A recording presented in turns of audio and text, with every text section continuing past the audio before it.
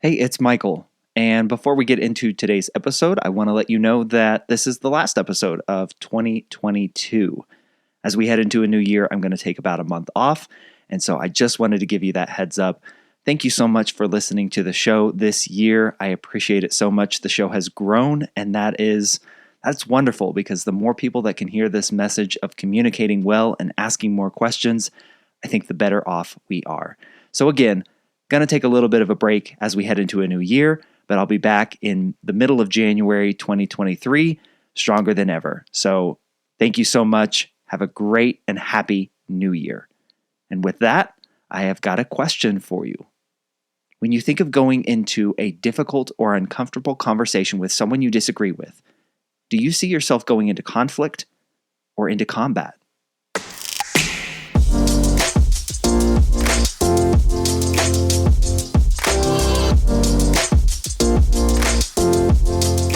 Welcome to the follow-up question. I'm your host, Michael Ashford. Come with me on a journey as I explore how we communicate well. What we have been taught about communication and what has been modeled and incentivized through culture has left us in a place where we know how to exert our ideas and opinions and beliefs onto each other, but we miss the entire other half of conversation, the extraction. My aim with this show is to bring you perspectives and ways of looking at issues or topics that perhaps you haven't considered before, to teach you how to ask curious questions, how to seek understanding over certainty, how to listen and give space, so that ultimately you might become a better communicator. I'm a former journalist who believes everyone has a story to tell, and it's only when we ask questions and listen that we reveal what connects us as humans. Our dreams, our desires, our experiences, our ideas, and what we stand for rather than what we are against.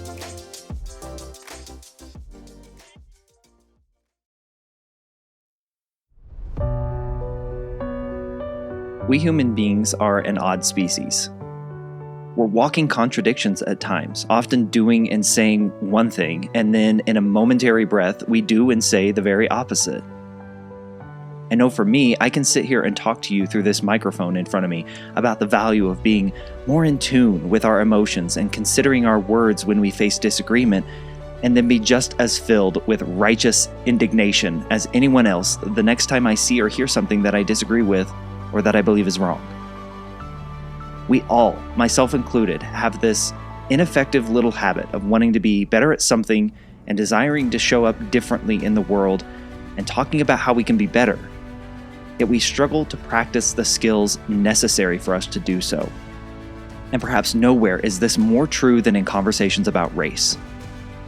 And to be more pointed with it, conversations about race in the workplace. The truth is, if we never learn and then practice the skills that it takes to show up in a more effective way when situations involving race and racism and inequality rear their ugly heads at work, or any place for that matter, we default to our hardwiring. We get defensive, we get angry, we get consumed by winning the battle rather than working through the conflict. But thankfully, people like Kwame Christian exist. Kwame is the founder and CEO of the American Negotiation Institute. He hosts the Negotiate Anything podcast, and he's the author of a new book called How to Have Difficult Conversations About Race: Practical Tools for Necessary Change in the Workplace and Beyond. Kwame believes self-advocacy is a skill, not a talent, and thus it can be taught. We can get better at having these difficult conversations, whether they're about race or any other topic, when we put ourselves in the best position for success by learning and practicing the skills Kwame outlines in this conversation and in his book. You know, there are some guests that I've had on this show where I knew beforehand that we were going to mesh in all the best ways, and Kwame is the epitome of this. His book is wonderful, his ideas are profound, his experience is eye-opening, and his heart is good. And I can think of no better way to close out this year than with this conversation with Kwame.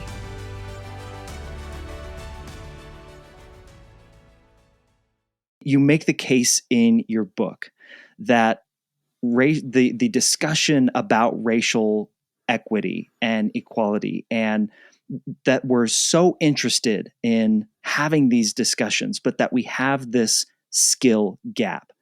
Kwame, what are those skills that we're lacking where we want to have these conversations? We're interested, at least, in having these conversations about race in the workplace, but we're lacking the skills. Man, what are those skills that we're lacking? Well, Michael, of course, I'm tempted to start. Well, we just don't ask the right follow-up questions. We don't ask the right questions at all, right? But I say that partially in jest, but you all know the power of asking questions is if we just take the time to be a little bit more curious, the world would be a much better place. That's the first thing. But I think it comes down to three main things. Think about skill set, mindset, and culture. So skill set, mindset, culture. First of all, we don't have the skills that we need to resolve conflicts, to have difficult conversations. We graduate from high school learning how to find the area of a triangle, but we don't know how to resolve conflict with people who are, with us every single day, right? So I think there's a massive skills gap that we all have. And I think about even me as a lawyer, negotiation and conflict resolution, those courses were elective. Like they weren't required. The majority of lawyers even go through not knowing how to negotiate effectively and just picking it up on the job and getting through it. Right. So I think that when we think about our education, we just have not been taught how to resolve conflict effectively. Then when you think about the mindset aspect, we often don't have the appropriate mindset going into the conversation. The proper behaviors will flow organically from the proper mindset. And so if you don't have confidence, even if you know the skills, you're not going to have the confidence necessary to put it into action when it matters most. If you don't have that curiosity and that intellectual humility to be curious, then you're not going to be able to ask the right questions in the conversation. You're not going to empathize and truly respect the other person. And then when we think about a culture, of course, we can think about big picture culture within our country, right? That's one thing. And I think as a nation, you focusing on America right now, but I think other countries are dealing with this as well. We're becoming more tribal. We're becoming really addicted to our own echo chambers. And so then when we're confronted with situations where we're talking to people who are different, who think differently, who see the world differently, who have different lived experiences, we're not used to that. And so we resort to just our base humanity, which is tribalism, which pulls us together, but also pushes us apart at the same time. So if I don't see you as like me, then I'm going to go to war with you in this conversation. But then within our organizations, we have to have a culture that actually encourages difficult conversations, because we've all heard stories about companies where we say, okay, yeah, everybody smiles and nods and is really polite, but we don't have those difficult conversations. Or there's a culture where we just follow with the leader. Whatever the leader says, go. Don't you dare step out of line, because that's not accepted, right? And so even if you have the right skill set and you have the right mindset, if the culture is not supportive of these types of difficult conversations, you're still going to struggle. Kwame, you used the phrase there, the intellectual humility to be curious. What does that mean? Yeah. So if we are already going into this conversation thinking that we are right and thinking that we know everything, then why would we even bother asking the question? If we go into the conversation knowing or feeling that we know everything, then my goal isn't to learn from you. I have nothing to learn. You have nothing to offer me. My goal is to teach you the right way, to lord my intellectual superiority over you in this interaction. And this might be shocking, but most people don't like that. And so again, we have to have that humility to recognize that there's no way for us to know everything about everybody. There's no way for us to know everything about every situation. And the way that I think about it is that everybody is a genius at something. Everybody is a genius at their own lived experience, right? So there's something that I can learn from every interaction. And I think about communication as a transformative engagement. And so a lot of times we think about it as transformative for the other person. I'm perfect. I don't need to transform at all. You do all the transformation. But if I go into the conversation and I haven't changed at all, I haven't learned something, my perspective hasn't shifted even a little bit, then I did something wrong. So what switch has to flip, Kwame, for us to set that aside, set that drive to be right, and everything you just described, and tell ourselves, I need to humble myself to be curious, to go into this conversation on this particular topic about race in the workplace, about injustices that we see. What switch needs to be flipped there for someone? And perhaps the bigger question, how is that switch flipped? Yeah, great question. And so I'll refer back to the story, the parable of the elephant. And so in the book, I talk about this Indian folktale where they have the five blind men and the elephant. And so the story goes, they bring these blind men into a room, and there's an elephant in the room, literally in this case. And they say, all right, I want you to feel the elephant and tell me what an elephant is. So one person feels the elephant's leg and says an elephant is like a strong column. Another person feels the tail and says an elephant is kind of like a broom. Another person feels the elephant's tusk and says an elephant is like a spear. Somebody else touches the ear and says an elephant is like a fan or a piece of paper.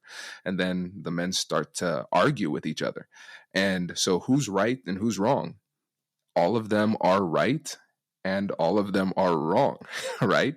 And so the way that I think about it is that when I have a conversation with somebody, one of the things I need to ask myself is, what part of the elephant are they seeing? There's probably something that they see that I don't see. There's a part of their experience that they have that I've never experienced. This is an opportunity for me to learn through this interaction. And probably there's part of the elephant that I'm experiencing that they haven't experienced either.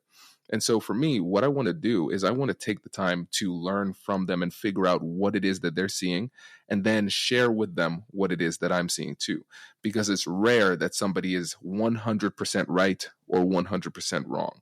And so if we think about it as a sharing of information, then I think that's better. And I think when we think about the mindset, one of the things I like to say is that conflict is an opportunity.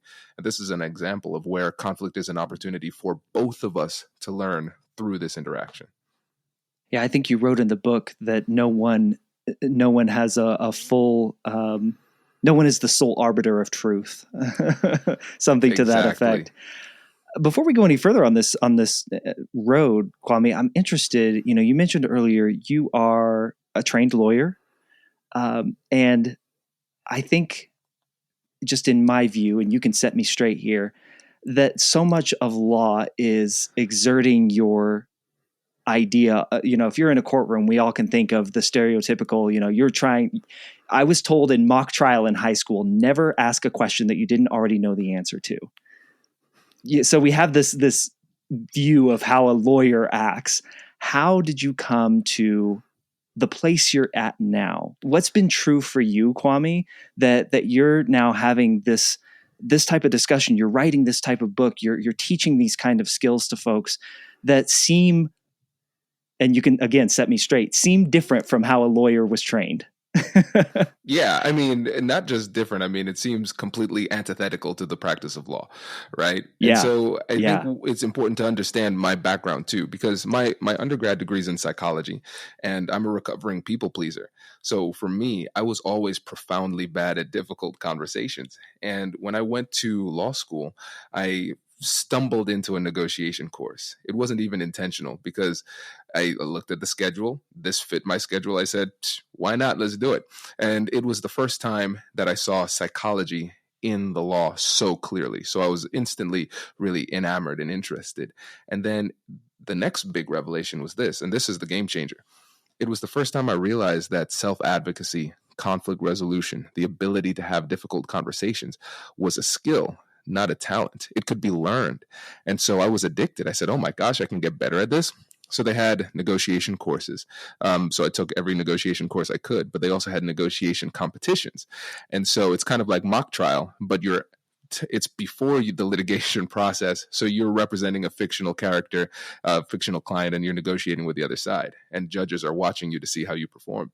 And so my partner and I, we won the competition at Ohio State. That gave us an opportunity to represent the school at the American Bar Association regional competition in Canada. And we won that competition.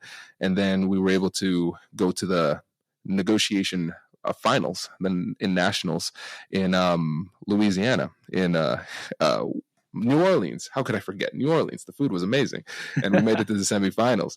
And so I was hooked. And so for me, with my career, I said, yes, I want to negotiate all the time. That's fun for me because every time I do it, it's me casting a vote in favor of myself as somebody who can advocate for myself and others. But more importantly, I wanted to have a career where I can help other people have this same revelation, because our motto at the American Negotiation Institute is we believe the best things in life are on the other side of difficult conversations. So we want to help people to live the best version of their lives through these difficult conversations. And so that's really what clicked to me. And so again, when you think about the law, it is literally described as the adversarial system. That is the way that we practice law in the United States. And so even still, I was able to bring this collaborative negotiation style effectively on behalf of my clients in the practice of law. And so if we could do it there, I believe we could do it anywhere. All right. So taking what you just said, that adversarial position and going into these difficult conversations, I want to read for the listeners something that you wrote in the book that I highlighted and marked up and circled, and I've set the book down. I was like, yes, that's it. I got to read this to you, Kwame, and then get your thoughts on a question. People often conflate conflict with combat, but combat is an altercation where the goal is to inflict more damage than you sustain. If you view conflict as combat, then not only will you be trying to inflict damage in these conversations, but you will also be scared of being hurt. On the other hand, if you see conflict as an opportunity, you'll always be looking for opportunities which can motivate you to push past your discomfort. Kwame, first off, bravo. That's incredible. Thank you. The difference between conflict and combat. Why do we and this is a big question, but why do we address these very difficult conversations as a combat situation? How has it come to be where the topic of race and the topic of equality get so wrapped up in trying to hurt each other with our words and sometimes physically? Yeah, I think it's going to be a blend of psychology and sociology and technology too. So let's just talk about psychology, just very simply. If we think about bias, and so when we think about bias, the definition that I like to use is an automatic subconscious preference towards something or prejudice against something. And this is just the natural state of the brain, right? This is just how we navigate our day. It is used very efficiently by the brain in order to help us to make quick decisions, because the brain takes a disproportionate amount of energy. So it's constantly looking for mental shortcuts. And in the majority of situations, that's fine. We wake up, we know exactly what to do. I don't need to analyze the situation afresh, like, where am I? No, these mental shortcuts are very helpful as we're just navigating the day, but they become problematic when they start to cause us to make bad decisions. That's when biases become problematic. So I always say biases don't make us bad, they make us human. So let's use a very simple bias. So we have in-group bias versus out-group bias. So if I see you as somebody who is within my group, then I'm going to trust you more. I'm going to prefer you. I'm going to give you the benefit of the doubt. And so that's a positive bias. But if I see you as somebody who's outside of my group, then I'm not going to trust you. I'm going to be skeptical. I'm going to be afraid, right? And potentially violent. And so if we think about this is really the core of tribalism. And so when we think about tribes in the literal sense, way back when we're thinking about early humans, now we're in a situation where if I run into the wrong tribe, it really could be the end of my life.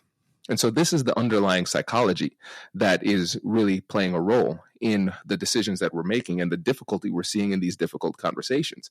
Because as we have these conversations, especially about race, it's easy to see somebody as in group or out group.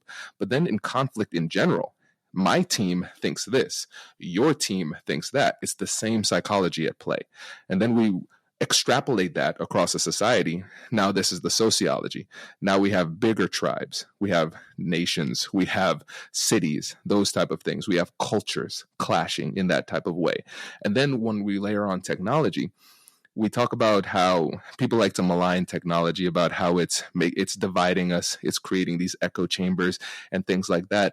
But really, all technology is doing is amplifying the baseline psychology, right? The algorithm is designed to give people what they want. People decide what they want. Well, they think they decide, but really it's a lot of subconscious mechanisms happening beneath the surface. They prefer things that are like them, and they don't want to challenge their own beliefs. And so the algorithm it's just math. The people who create the algorithm might have biases, but math itself doesn't have those biases, right? It just feeds us what we want. And so what the technology ends up doing is it just amplifies the base humanity that often ends up tearing us apart. So let's dive in then to having these conversations at work, as is the focus of your book. How would being a part of the same company and trying to drive towards the same business goals, how is that not enough of a tribe for these things to, I guess, be easier? I know that's kind of oversimplifying the state of things, but yeah, why is we're all part of the same company rowing towards the same, hopefully, goals not enough to overcome what we're talking about here? Well, that's the thing, Michael. I think if we are very intentional about the way that we frame things, it could be in certain circumstances. Yeah. And even if it's not enough to completely overcome these challenges, it's enough to at least abate a little bit, to nullify a little bit of it. And one of the things that I'm most frustrated about this book, Michael, is this, and this is something that a lot of authors deal with, because we all have friends who have been writing books for like 10 years and it's never done. That's the game about books. They are never done, because you are never done growing, you're never done learning, and you always want to put your new thoughts into the book. So I came up with this awesome term after I was done with the book. so the term is psychological stacking. So when I think about the biases, this is my unique approach to bias. So again, I don't think bias is bad. Bias makes us human. We have to think about how we can make this a strategic consideration. So when I think about the biases that are stacked against me, my responsibility is, before I actually get into the actual meat of the conversation, subconsciously, I want to focus on how I can stack biases in my favor, right? So let's think about, again, very simple, in-group versus out-group bias, right? So I might sense there's a little bit of resistance because of a racial discrepancy, right? You're white, I'm black. There might be a little bit of hesitation there. So at the beginning of the conversation, I'm going to try to trigger affinity bias, which is I prefer people who are like me. So Michael, you and I both have podcasts, and they're both focused on communication. I'm going to focus on triggering that similarity in you before I get into it. We both work for the same company. What division do you work for? Oh, yes, your goal is this. Our goals are aligned in these type of ways. And so I'm going to try to stack the psychology in my favor before I go into the interaction. And so I think those are the types of things, but we have to be very intentional about it. When we're fighting a subconscious type of challenge, we have to have a subconscious type of solution for that challenge. And it can be done. It just takes a lot of time and discipline. I think you also made the point in the book, you can place yourself as, this is good for the company in relation to our competitors. You can stack people's bias of wanting to beat the competition against each other. Am I catching the drift here? Exactly. Yeah. And so it becomes a fun, like, intellectual challenge, because the thing is, again, mindset. We have to focus on the mindset, because people might listen to this and say, Kwame, I don't want you to minimize the biases that are happening. I don't want you to act like they're not there or act like they're not a problem. That's not what I'm doing. But what I'm realizing is that we could say, all right, listen, bias is bad and it's working against us. Woe is me, and those type of things. And you would have every right to feel that way. But what we're doing is we are not taking our opportunity to reclaim our power. And that's something that I talked about in the book, because yes, we have these things stacked against us, but there are skills and strategies that we can put in place in order to overcome those. And then the question becomes, what's the alternative? What's the alternative? Because yes, we talk about bias working against us. Racism is real. We understand that. We have these discrepancies. There are inequities for sure. Now what? What are we going to do? And so for me, I think about it in terms of taking responsibility for our improvement. Is it our fault that we're in this situation? No. But is it our responsibility then to do something about it if we really care about making change? Then yeah. And so again, I would rather not have to talk about racism. It's not something that I wake up in the morning saying, oh yeah, this is going to be fun, right? But the thing is, I say it's bigger than me. And since it's bigger than me, I'm going to do whatever I can to move the needle in the right direction. So Kwame, jumping back to the skills discussion that we had earlier at the start of this conversation, then, how does somebody prepare then? You make the case that we don't do enough of course, one of the things is we're not taught the skills, so we don't have an understanding of how to prepare for these difficult conversations about race. We see, perhaps racial disparity in pay or promotions or other things that you've listed in the book where race could and likely is, whether implicit or explicit, a bias that is working against somebody at the company. You make the case to prepare for these difficult conversations. How does one prepare to have these conversations in your mind? The easiest way for somebody to prepare is to go to AmericanNegotiationInstitute.com/guide and get your free negotiation guides, including one on how to have difficult conversations about race. Listen, Michael, I'm like a wind-up doll when it comes to that. Because the thing is, when it comes to preparation, a lot of times we're going to be emotional, we're going to be distracted, we're going to be busy. And as many times as I've gone through and prepared for a negotiation, there are always things I'm going to forget. So just having those guides to go through and check those boxes, it's very, very helpful. And it takes a little bit of the cognitive load off of you. So you're not digging into the archives of your memory to say, did I prepare effectively? Now it takes the guesswork out of it. And now a lot of times people say, well, Kwame, I mean, these guides are great and I'm glad that I downloaded them, but they are very robust and it might take some time. So there's another alternative called the 3-minute prep.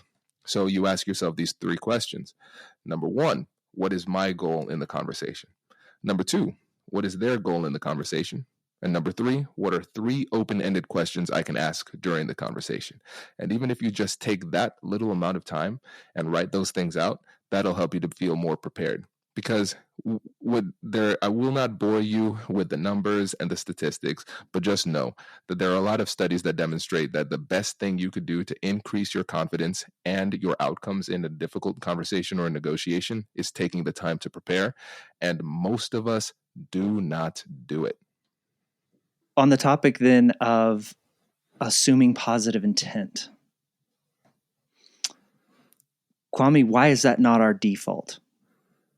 I think it goes back to our psychology, right? And so we're fighting those biases, that tribal mentality. I see you as in my way. I have a goal and I see you as thwarting that goal. Therefore, I see you as the other. And so because of that, the switch is flipped toward the negative. I don't really need to teach people how to be more skeptical of people who see the world differently. But what I do need to do is almost like flip the switch in the opposite direction to intentionally create these biases in the other direction. Because a lot of times people perform to our level of expectation. So if I'm having a conversation with you and I'll say, oh, Michael's not going to take me seriously, and I know he's kind of standing in the way, those type of things, then it's going to completely change the way that I interact with you. And then you could have potentially been an ally, but I came off to you as a jerk. It's like, okay, Michael, what are you going to say now? And you're like, what? Who? This Kwame guy, I don't know about And then it creates a self-fulfilling prophecy too. And so it's just one of those really, really easy subconscious ways to fail that we really don't often take into account. And my thing is, I want people to rely on their skills, because it's not a license to be naive in a conversation. It's not a license to let people take advantage of you, but it is a constant reminder that we have that our tone, our affect, the way that we have these conversations, people are going to pick up on those subconsciously. And so I don't want any additional barriers to success. These conversations are tough enough. And so this is one simple thing that we can do. Simple, but not easy. It's a simple thing we can do to change the dynamic in the conversation. Because then if I come into this conversation and I'm thinking, listen, I think Michael could be an ally. I think he is a gatekeeper right now, that he might not recognize the impact that he's having on our goals of equity in this conversation. And so I'm going to have this conversation. I'm going to be curious. I'm going to ask questions. And I bet that if I have this conversation the right way, I could help him to see the world a little bit differently. And I'm really interested to see how he sees the world as well, right? Just going into that with that type of mentality will completely change the way that we interact with each other. I want to bring up then maybe a couple objections to that you cover in the book. Yes. To someone who sees injustice being done, that feels the sting of racial inequity and inequality in the workplace, or anywhere, but we're obviously talking about the workplace based on your book, that they see, look, white people are being promoted at a faster clip than black people or people of color, that their raises are larger for the same or even differing work where the person of color does more work. The hard facts are there that this person has been, at the very least, unfair, at the worst, explicitly racist, right? Assuming positive intent of that person feels unfair. They don't deserve it. They're in the wrong, so why should I assume positive intent of this person who has so very clearly violated me or someone I know and their humanity in the decisions that they've made? How does help someone overcome that challenge or that objection in their mind, Kwame? I'm so glad you asked this question, because this is something that comes up a lot. And so one of the things that I wanted to focus on the book is making sure that everything that I talked about was practical, and easily applicable. So you could read it, understand it, put it into action immediately. And so it's not that the things in the book are difficult to understand. It's that they're difficult to execute because you will not want to do it in the moment. And one of the things that, again, another revelation I had after the book was done was that for me, I have a benefit as a lawyer, because for me, I don't get to choose my client's situation. And also, I can't go into a negotiation and verbally abuse the other side because they pissed me off, and then go back to my client and say, oh, I wish you were there, man. I let them have it. I let them have it. And they'll be like, cool, Kwame, did you get the deal? No, man, they hate us. They hate you. They hate me. But I landed some good ones. So for me, as a mediator and as a lawyer, I am used to having to swallow my pride and eat my emotions for the greater good. And so that's what I'm trying to bring into these conversations, that same level of discipline, because we have to be focused on the goal. Now, to the person who says it doesn't feel right, it shouldn't feel right, and it often doesn't. And the thing is, the fact that you're doing something that doesn't feel right in this moment, in this particular situation, might actually be an indication that you're on the right track, because you're able to manage your emotions. Now, here's the thing. I remember in one presentation I was doing, it was in the education space, and the person asked the question, as she said, it seems like we are treating the racists who are harming these kids better than they are treating the children. It doesn't feel right. And so I empathized with her. I said, listen, I acknowledge that. I think you're right. And it doesn't feel right. And it's not going to feel right. But I have a question for you. Can you force them to do what it is that you want them to do? And she's like, what do you mean? I said, no, is there anything that you can do, any mechanism that you can do to unilaterally force them to do the right thing? And she said, no. And I said, and that's the problem. We have influence at best. we don't have authority. And so unless we are willing to, unless it amounts to the level of a lawsuit where you can get leverage, and there later on in the book, I talk about how we can turn up the heat if necessary, how we can find that leverage.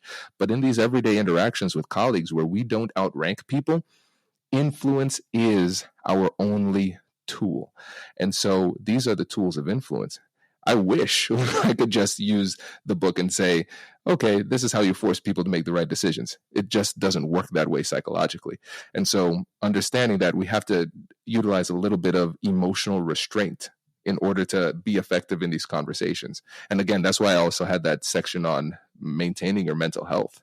Advocacy fatigue is real, not just because it feels like you are fighting an enemy that is insurmountable, right? It's not just that. It's that in the process of doing so, you're going to have to sacrifice a lot of the things that you want to say and do because you know that it won't move the needle in the right direction. I believe you referred to that state as cathartic communication. It's just this release of energy, and it's unhelpful. It feels good maybe in the moment, to your point earlier, but does nothing to accomplish anyone's goals, right? Exactly. And we have to really take the time to think about why, not just what we're saying, but why we are saying it. Because a lot of times when I slow down and I analyze the things that I want to say, I'm like, that serves absolutely no strategic purpose at all. It would have been a great zinger, but it certainly wouldn't have helped. And one of the things that I've realized is that the faster I want to say something, most likely the more wrong it is. And so we have to slow down because it might be my bias showing, my prejudice against what it is that they're saying.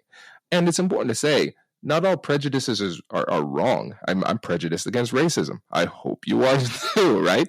But that'll lead me to respond emotionally in those situations. And so we have to be able to slow down and distinguish between strategic thoughts and just emotional responses. Because if we just focus on that emotionality, it might feel good, it might feel right, but it might lead us in the wrong direction.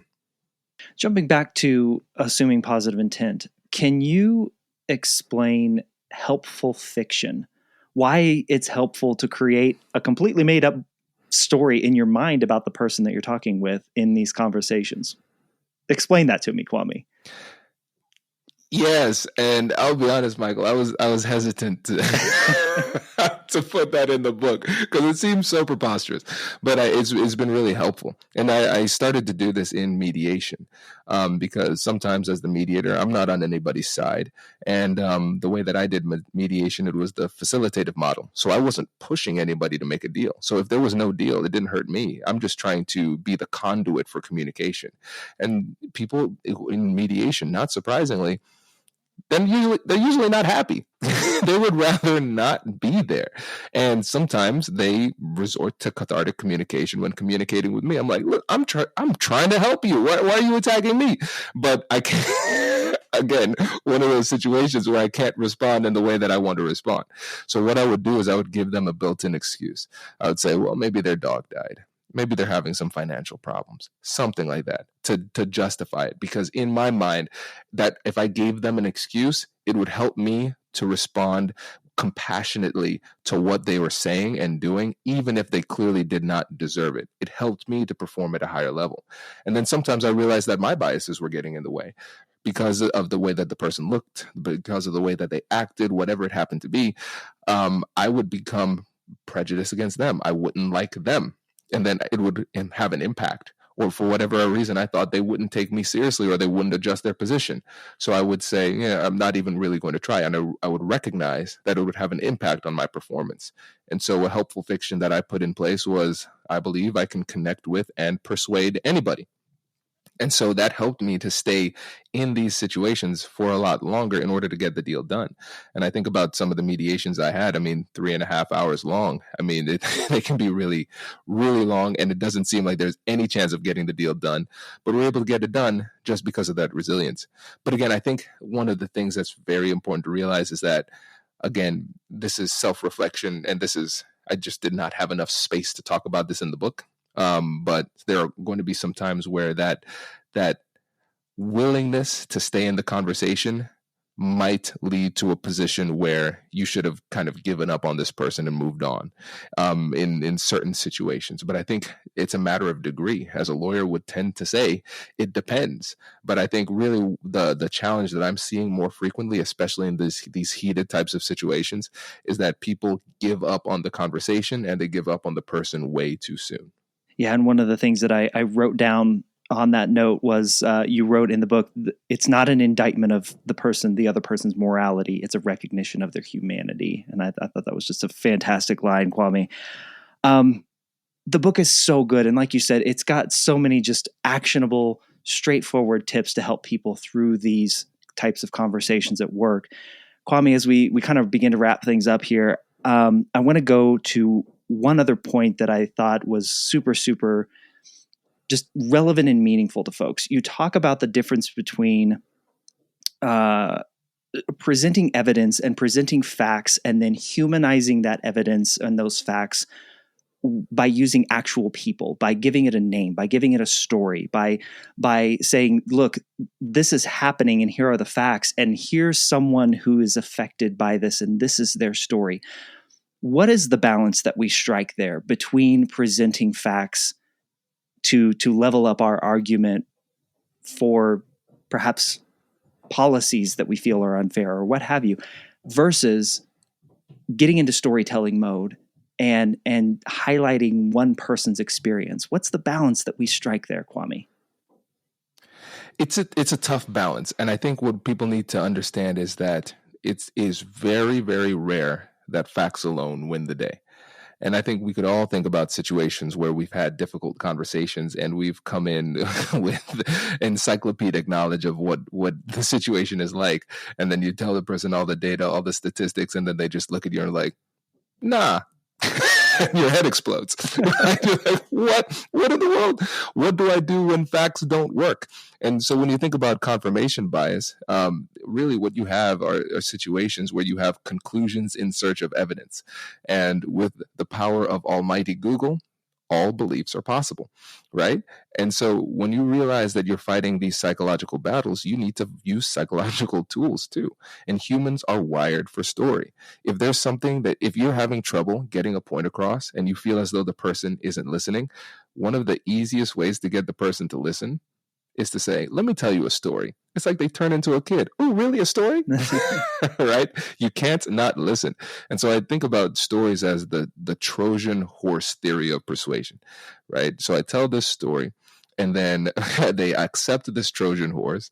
And then my little persuasion soldiers go into their brain and they work their little magic, right? And so again, it's easy to depersonalize statistics. It's easy for you to look at it as just numbers. And so without getting too deep into the science, we as humans don't even have the ability to appreciate numbers beyond a certain amount without some kind of visual representation. In early humanity, our tribes would get to about maybe 8, like on the biggest side, like 80-ish, 120. It's not that big. And then it's like, okay, there are 10 people, there are 20 people, there are 50 people, and then there are a lot. Like our brain just goes to that number.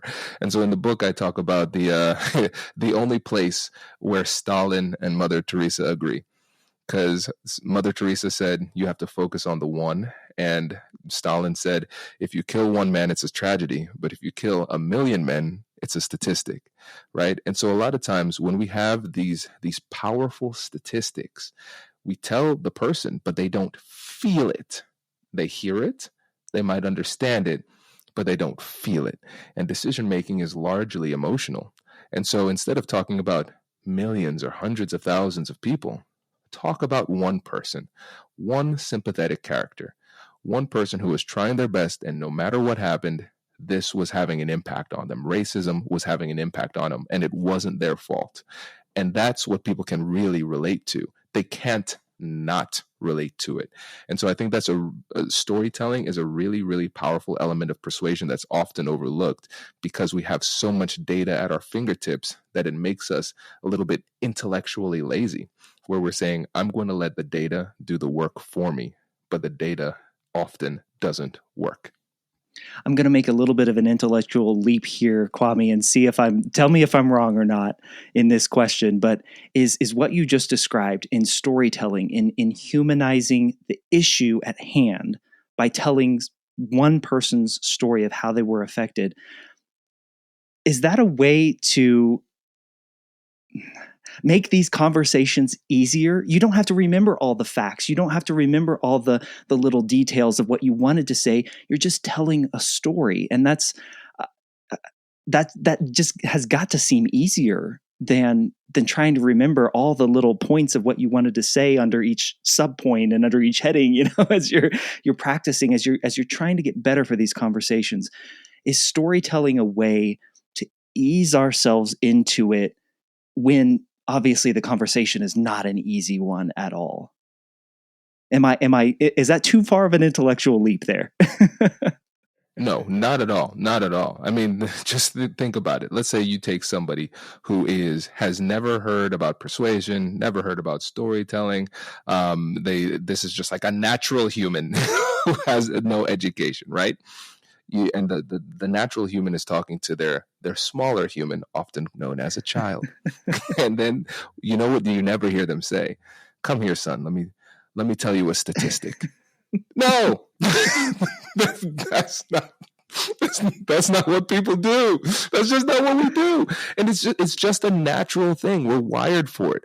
So we have to force ourselves to remember statistics using mnemonics, using note cards, using the PowerPoints. And then the PowerPoint becomes a crutch, and then our narrative becomes very weak. But when it comes to a story, has a beginning, middle, and end. It has a character. It has a plot. There's some resistance, and then those type of things. Everybody, to a certain extent, again, storytelling is a skill. You can improve it, and we've all heard people who can't tell stories well. But you're absolutely right. It makes these conversations a lot easier because we're leaning into our humanity. Love that, man. Last question for you that I ask of all my guests. What is a question that you wish you were asked more?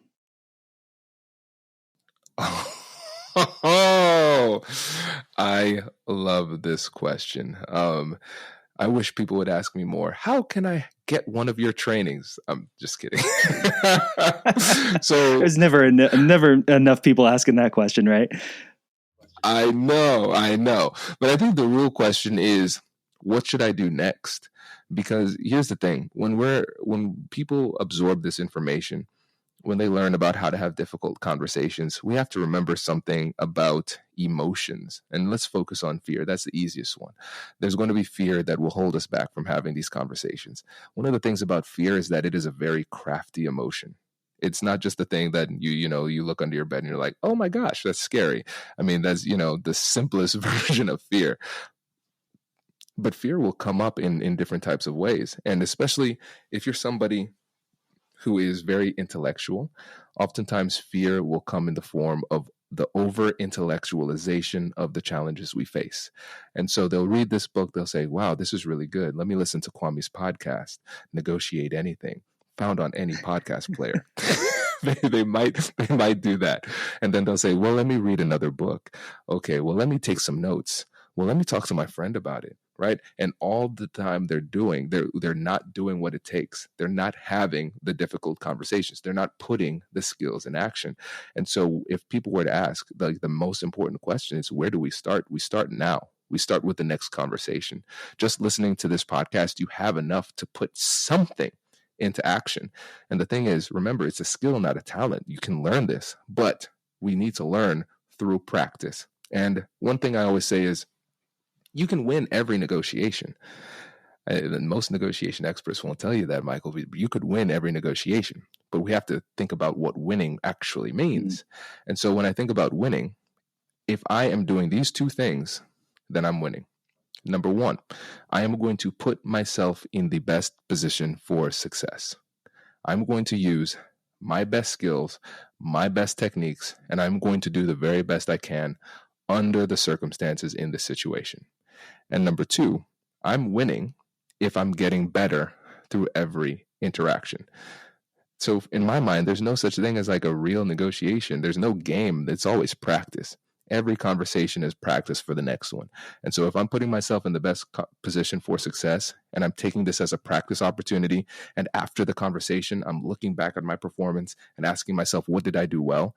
And saying, I want to do more of that. Asking myself, what did I do poorly? No, I want to do less of that. And you make your goal to not make the same mistake twice, then you're winning because you're getting better and you're putting yourself in the best position to succeed. Beautiful stuff, man. Absolutely love it.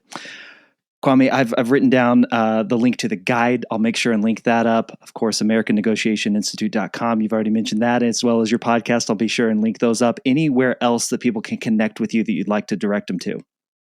Yes. So LinkedIn. LinkedIn is my social media of choice. Only follow me on Instagram if you want to see cute kids. I have resigned myself to the fact that that's the only reason people follow me at that point on that platform. But on LinkedIn, I try to post something every single day. Just try to be as generous as possible with the content because, you know, the best things in life are on the other side of difficult conversations. And our goal is to help to make the world a better place, one difficult conversation at a time. Love it so very much. Kwame, thank you for writing an incredible book, helpful book, and appreciate your time today. Thank you so much. Hey, my pleasure. Thank you. That's the wraps on the final episode of 2022. So many thanks to Kwame Christian for sharing his story and perspective here on the show this episode. Please do me and Kwame a huge favor and share this episode with someone you know who might also find some value in listening to our conversation. Share this episode with your network. Help us spread the good word about the importance of asking more questions. And if you like the conversations with the amazing guests like Kwame Christian that I have on each and every episode, subscribe wherever you're at so that you never miss when a new episode drops. If you ever would like to get in touch with me, you can always email me at michael@thefollowupquestion.com or go to michaelashford.com and reach out there. I'll catch you on the next episode of The Follow-Up Question in 2023. And until then, keep asking questions.